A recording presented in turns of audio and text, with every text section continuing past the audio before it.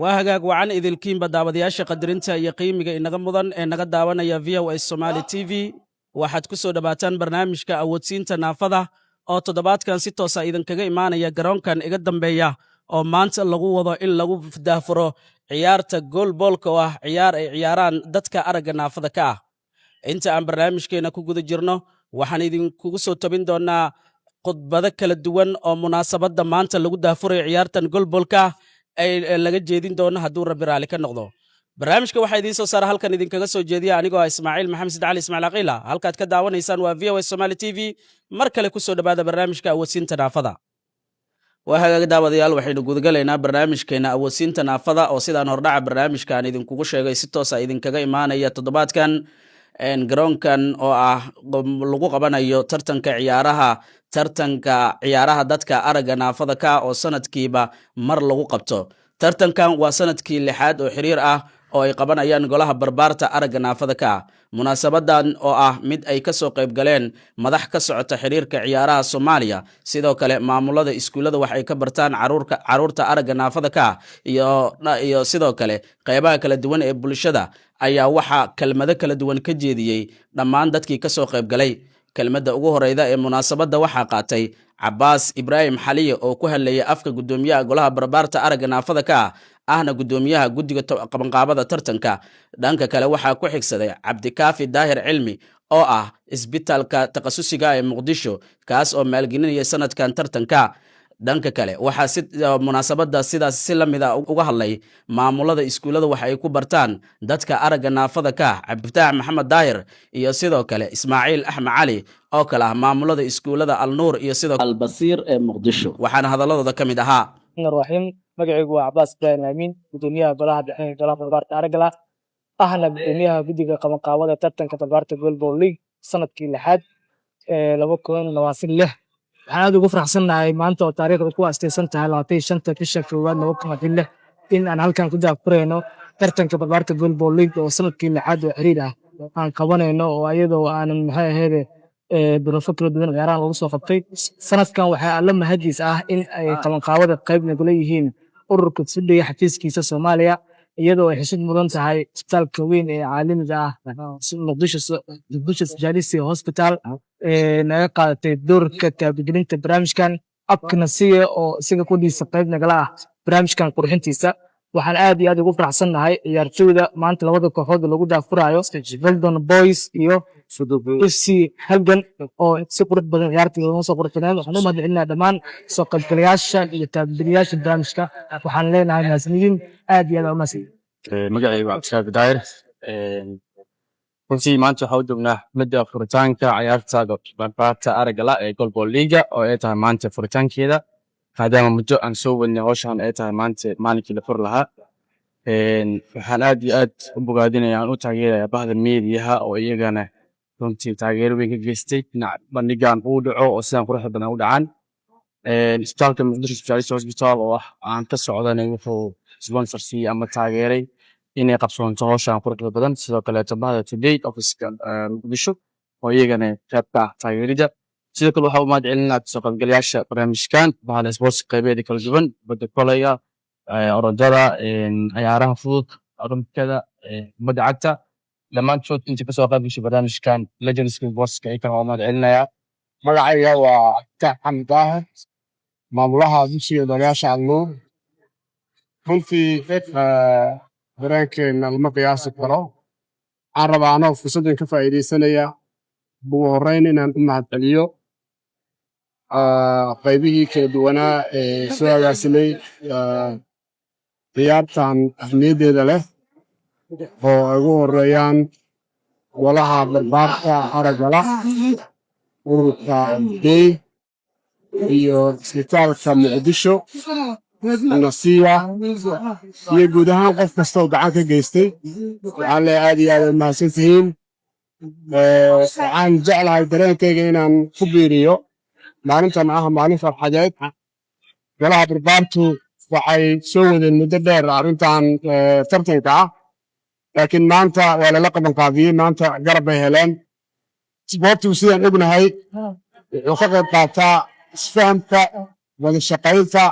iyo network ama isku xirka bulshada. marka waxaan leeyahay arrintan waxay aasaas u tahay in bulshada Soomaaliyeed ay isku xiranto ay wax wada qabsato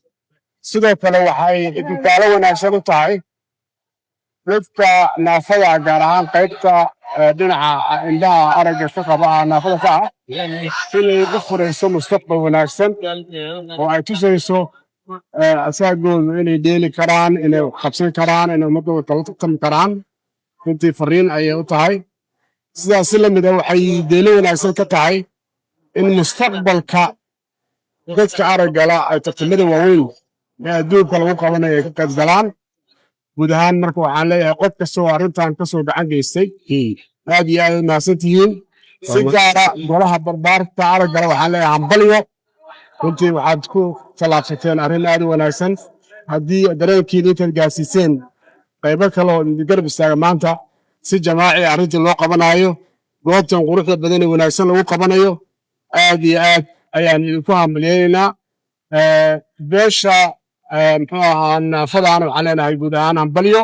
dadka Soomaaliyeedna guud ahaan waxaan leenahay hambalyo waxaan rajaynaynaa sanadkiisa kalena goobtan goob kasii wanaagsan iyo mid ka ballaaran iyo idinku adduunka gaaray inaad arko guuleysta waa maalin aad iyo aad u weyn farxad noo ah kasoo qaybgalka marti sharafta dhammaan waa salaamay qof walbaba xilkay maaragtay haysa ku salaamay waxaan leeyahay waa farxad weyn noo tahay inaan maaragtay kala qayb galno walaalaheen dhalinyarada maaragtay barbaarta oo soo qaban qaabiyey ciyaartan aad iyo aad u qiimaha badan oo goalball oo dadka aragga la ay ciyaaraan dhalinyaro aad u fircoon waaye waxaan aad u mahadcelinayaa dadkii soo qaban qaabiyey maaragtay ururadii ka soo qayb qaatay in maaragtay xafladan qiimaha qayaha la dhacdo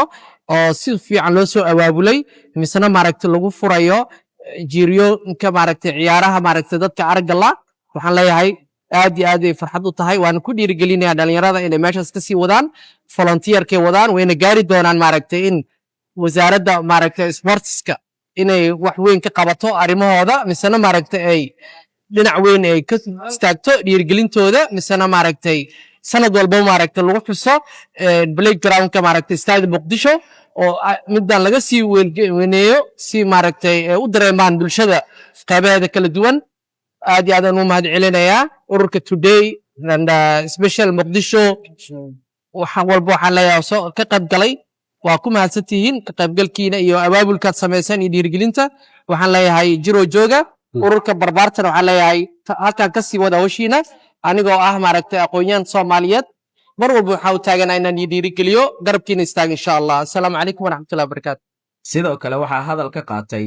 gudoomiyaha xiriirka fudud ee Soomaaliya Marwo Khadiija Aadan Daahir iyadoo uu intaasi kadib ku xigay gudoomiyaha kubadda cagta gobolka Banaadir Saciid Xuseen Cabdi salaam waxaa maanta farxad weyn noo ah barnaamijkan aniga qaas ahaan waxaa noo ah barnaamijkan qolada soo qaban qaabisay waxaan leeyahay wax badan oo naga maqnaaya la tusteen haddaan nahay bahdi isboortiga waxaan idin leeyahay idinkana guuleysta Muqdisho specialist asagana waxaan leenahay horumarka hadda wado dhinac walba oo ciyaaraha ka mid ah Soomaaliya ayagana maalgelintaas iyo howlgelintaas ka samee asagana waa u hambalyeynayna lijinka dhamaantiin waxaan leenahay wax fiican aad qabateen guul inay rajaynana maalmo ka hor ay ahayd markaan ayaga xafiiska ay ugu imaadeen ugu soo booqdeen lana raadshay in aan taabadiniyaal iyo maaragtay aan gaadsiino waxaana sharaf noo ah in aan walaalaheen ay naga ogmaleen Muqdisho hospital ay dhahaan annagaa taabagelinayno qaadanayno yaanan ka tegin walaalkay geysay oo asagana shaqada quruxda badan laho meeshan ka socoto 100% asaga iska lahaa waxaan leenahay geysay adigana waa mahadsan tahay mar labaad iyo mar saddexaad waxaan u mahadcelinaa garoonkan asaga laftirkiisa qaybta ka qaatay in uu maaragtay nagula dhiirageliyo nimankan baahiyaha gaarkaa qabo adinkana waa mahadsantiinaan leenahay sanadkan kulley waxaan ka ballan qaadnaa jiray in aan maaragtay sanadka soo socdo hadduu ilaahay idmo haddaan nahay maamulka cayaaraha gobolka Banaadir in aan cayaaro degmooyin u qaban doono hadduu ilaahay idmo taasna waa ballan qaadeenaa sanadka soo socdo hadduu ilaahay idmo iyo xilligan oo kaleeto aad iyo aad u mahadsantihiin waqtigoona ay awgiis halkaas ku soo gaabinaa asalaamu calaykum waraxmatullahi wabarakaatu waxaan celinaa sponsorska tartankan qiimaha badan oo ay xal ka mid yihiin ururka Today isbitaalka Muqdisho Specialist Hospital iyo sidoo kale masiye ka gadaalintaas waxaan rabaa inaan salaamo guud ahaan martisaafta meeshan kasoo qayb gashay oo bahal isboortiga guud ahaan qaybaheeda kala duwan oo maanta meeshan loo dhan yahay korodkii maxaa la dhahaa footballkii legendskii everything meeshan ku dhan yihiin waxaan rabaa inaan marka xigta inaan bogaadiyo dhalinyaradan barbaarta aragala oo tartankan dhowr sano ka hor mar la qaban jiray sanadkan waxaa la ahaa in garoon lagu tartan dad shurta geliyey kambaniyaal shurta geliyey oo mahad celinaa sidoo kale waxaan leeyahay mar walba garabkiinu taaganahay isboortigu factor walba uu yahay waa isdhexgal bulsho intaana qofoodu galabta oo qaabku isaaka jirno meeshan ku midayay maalin walba dhiilayaan insha Allah waxaan rajeynaa inaan soo daawasho tagno dadka sponsor gareyn waxaan rajeynaa in dhalinyarada aragala si gooni loo taageero si ay isboortiga hami ugu yeeshaan liigooda uu joogto noqdo ciyaar degmooyin loo qabto tartamo kala maxalliga loo qabto si ay u helaan abtayd badan u helaan dad kalena ay ula mid noqdaan oo maxaa la dhahaa xaquuqda kale inay helaan geesta kale waxaan ciyaarta markii ay soo dhammaatay mikrofonka codbaahiyaha VOA Somali TV aan la dhex qaadnay tababarayaasha labada kooxood ee tartanka lagu daafurayay FC Golden Boy iyo sidoo kale FC Halgan inagoo wax ka weydiinay dareenkooda ku aadan ciyaarta maanta ee halkan lagu furay iyo natiijada ciyaarta ay ku dhamaatay sidoo kale waxa aan iyagana dareenkooda si lamid ah aan weydiinay kabtanada kooxaha maanta halkan isku wajahay waxaan hadaladooda kamid ahaa أولا سلام الله عليكم ورحمة الله تعالى وبركاته داود يال برنامج كان ما أنتوا حالك الوده فري ترتنكي قلب الليج اللي نرى بايا قارك قبي عيارين حلقة ما تحكوا برتملون هذه أوكل FC هلجن يو جولدن بويز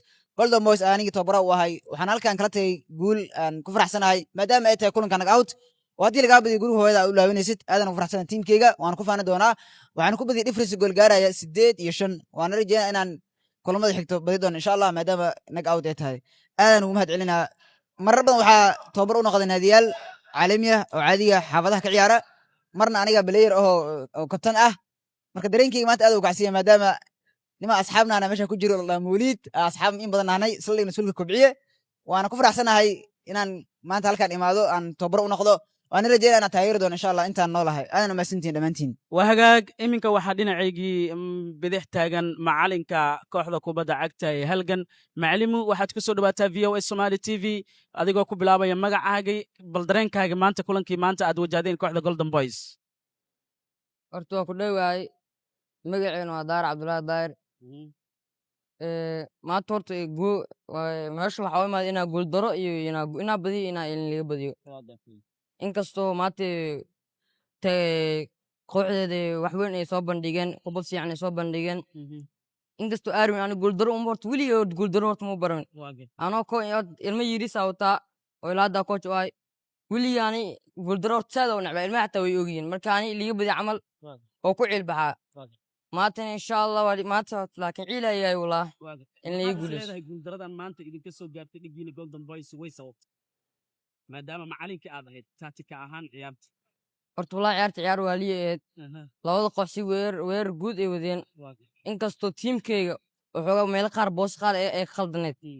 laakiin anaga isku day waa wadeen laakiin anaga nasiibkan diiday kabashada aad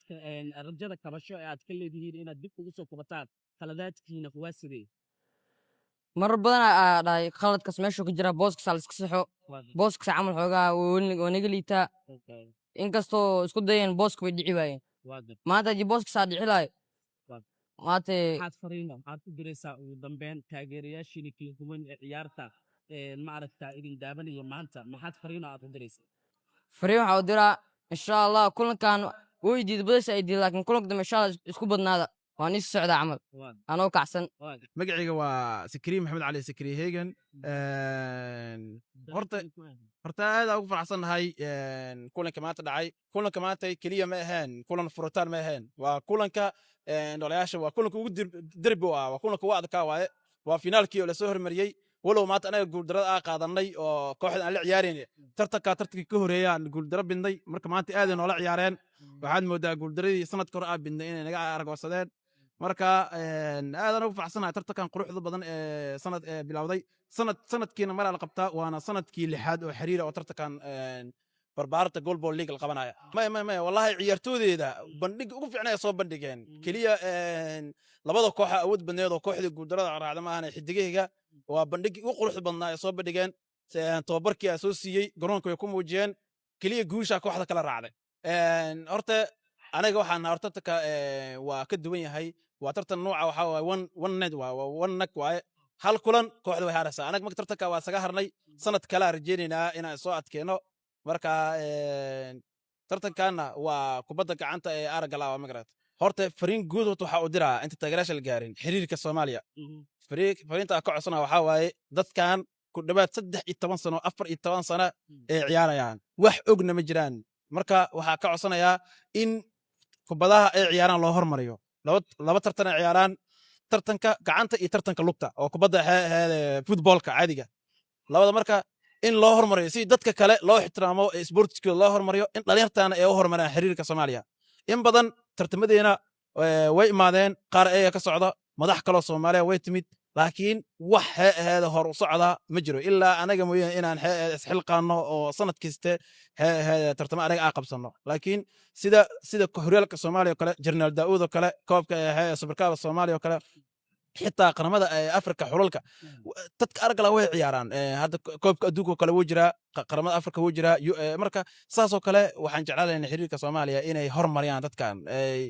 waxa waa 2026 in milina la dhageysto anagu wali soo bilaabna 2012kii waxa taas u aragnaa cadaalad darro aragnaa mid kale taageerayaasha yes horta tartanka horta waxa ku soo bilaabnay iyadoo wax taageera jirin garoonka wax taageera kaliya ciyaartooyda kooxaha kale oo aan ciyaarin la soo wici jiray eega taageer ahaan loo isticmaali jiray laakiin labadii sano saddexdii sano ugu dambeysay waxaad moodaa in bulshada Soomaaliya ay fahmayaan dadka aragala wax qabadkooda dhankaas hadii tahay waxbarasho hadii sports tahay hadii tahay shaqaba intaba inay soo fahmayaan oo hadda tartamadii ugu dambeeyay saddexdii tartan aad loo soo garoon buuxinayay waliba taageerayaasha maanta ciyaaraya aad ugu mahad celinaa aad noola fahmeen aad akhlaaqooda u wanaagsaneed u aamusnaayeen sababtoo ah qofka aragala dhigaha kaliya ku ciyaara marka maanta aad inoo dhageysteen waan oo aamusnaayeen waan ugu mahad celinaa aad oo maasan tahay waa ka mahad celinaya horta sida quruxda badan ciyaarta nagala soo qayb gasheen magacaygu waa Cali Caseer waxa ahay kabtanka kooxda Golden Boys dhab ahaantii ma hadli kari xamaasada aad ii heesa waan ka cudur daaranayaa laakiin maanta tartankan halkan lagu furay iyo guusha aad gaarteen dhab ahaantii saaxiib ciyaartan muddo ayaa isku soo diyaarinaynay waxaan rajaynaynaa sanadkan insha Allah inaan koobka difaacano maadaama sanadkii hore ligu reebay finaalka sanadkii qaybtii dambena aan koobka qaatay sanadkan insha Allah waxaan rajaynayaa Golden Boys inay koobka mar kale difaaci doonto adoo aleedmo diyaargarowgiina ka waran iyo filashada aad ka qabtaan inaad ku guuleysataan koobkan wallahi saaxiib horta waa iska nasiib waa iska nasiib laakiin aan ahaan inaan diyaar u ahay Golden Boysna diyaar u tahay waxa laga garanayaa maanta gacanteeda waxaan ku dhaliyay 6 gool kaambeeda horena 3 ka dhaliyay halka kaambeeda ma 3 ka dhaliyay marka dhabaantii aad ugu faraxsanahay inaan goolashan dhaliyo 8 gool aan ku badina maanta waana aad ugu faraxsanahay saaxiib maxaad fariina u diraysaa kooxaha kale ee idin la ciyaaray idin la jaalka ah saaxiib waa maasan tahay hadal iska sii tagina la yarabaate